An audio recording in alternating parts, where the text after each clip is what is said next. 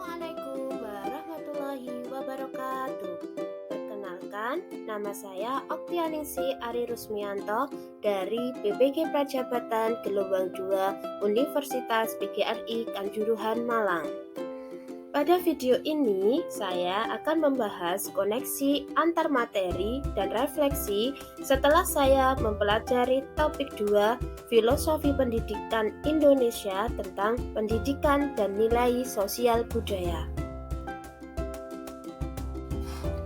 Susunan refleksi pada topik 2 ini, yang pertama ada kesimpulan materi, kedua pemahaman sebelum mempelajari materi, ketiga pemahaman sesudah mempelajari materi, dan yang keempat rencana tindak lanjut. Pemikiran Ki Hajar Dewantara dapat saya petakan menjadi 5 bagian.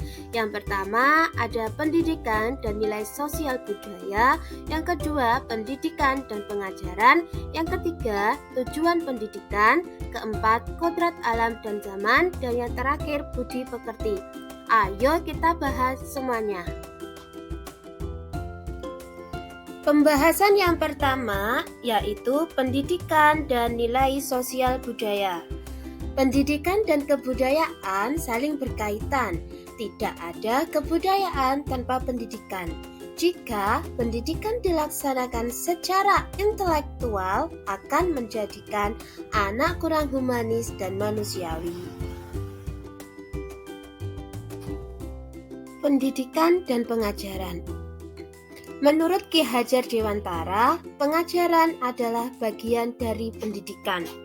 Pengajaran merupakan proses pendidikan dalam memberi ilmu atau berfaedah untuk kecakapan hidup anak secara lahir dan batin. Sedangkan pendidikan merupakan proses memberi tuntunan terhadap segala kodrat yang dimiliki peserta didik agar mereka mampu mencapai kebahagiaan setinggi-tingginya.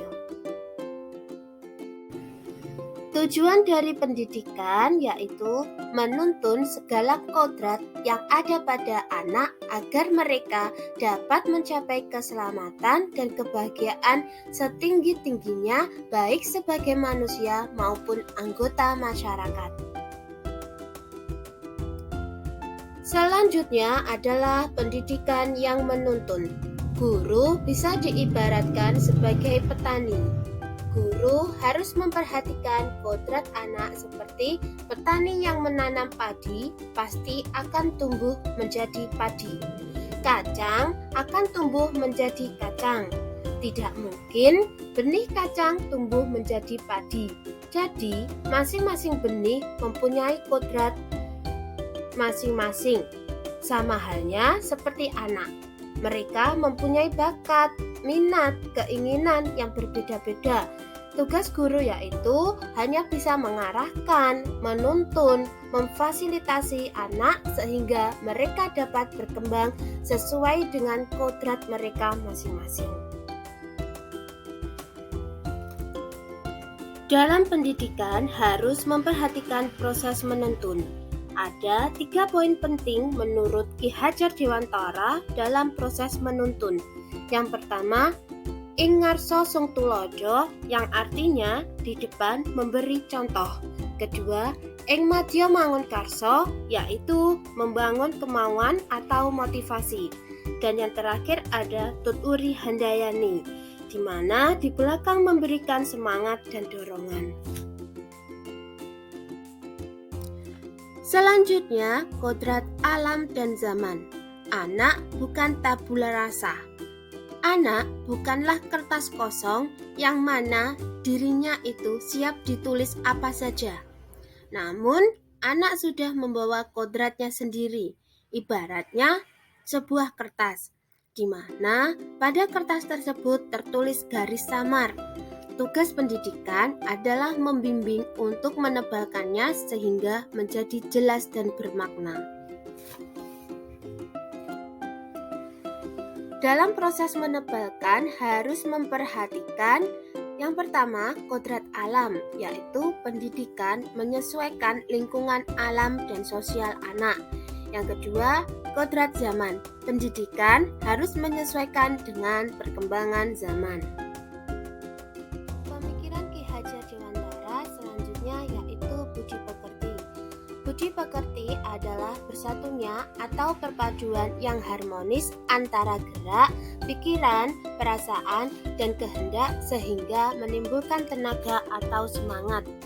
Dalam hal ini, budi pekerti dapat diartikan sebagai cipta, rasa, karsa, dan pekerti yang nantinya menghasilkan keseimbangan atau keselarasan hidup. Untuk menumbuhkan budi pekerti, hal yang paling utama adalah keluarga. Selain itu, sekolah dan lingkungan masyarakat juga berperan penting dalam penumbuhan budi pekerti. Selanjutnya yaitu referensi pemikiran Ki Hajar Dewantara topik 2. Pemahaman saya sebelum mempelajari materi pada topik 2 ini yaitu dalam pendidikan.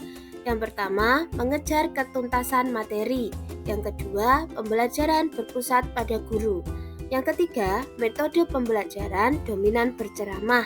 Dan yang terakhir, fokus pada hasil bukan proses dan kurang memperhatikan latar belakang dan karakteristik peserta didik. Selanjutnya, setelah saya mempelajari topik 2 ini, pemahaman saya yaitu yang pertama, pembelajaran berpihak kepada peserta didik. Kedua, bukan mengajarkan tetapi menuntun anak dalam pembelajaran sesuai dengan karakteristiknya. Yang ketiga, proses lebih penting daripada hasil. Yang keempat, pendidikan mengutamakan kebutuhan peserta didik. Rencana tindak lanjut untuk kedepannya yaitu saya ingin menciptakan sebuah pembelajaran yang berpihak kepada peserta didik dengan cara merancang pembelajaran yang menarik, di mana di dalamnya saya akan menggunakan strategi yang tepat dan sesuai dengan kebutuhan peserta didik. Contohnya seperti menggunakan metode pembelajaran permainan dan memberikan reward yang bertujuan agar peserta didik termotivasi dan semangat dalam belajar. Yang kedua, ada media sesuai kebutuhan peserta didik. Media yang digunakan ini bisa berbentuk visual maupun audio visual. Dan yang terakhir, ada siswa menjadi aktif. Langkah kedua yaitu saya ingin menerapkan sistem AMONG dalam pembelajaran. Yang ketiga, memperhatikan aspek psikologi, latar belakang siswa, dan kemampuan awalnya. Terima kasih, sekian dari saya. Wassalamualaikum warahmatullahi wabarakatuh.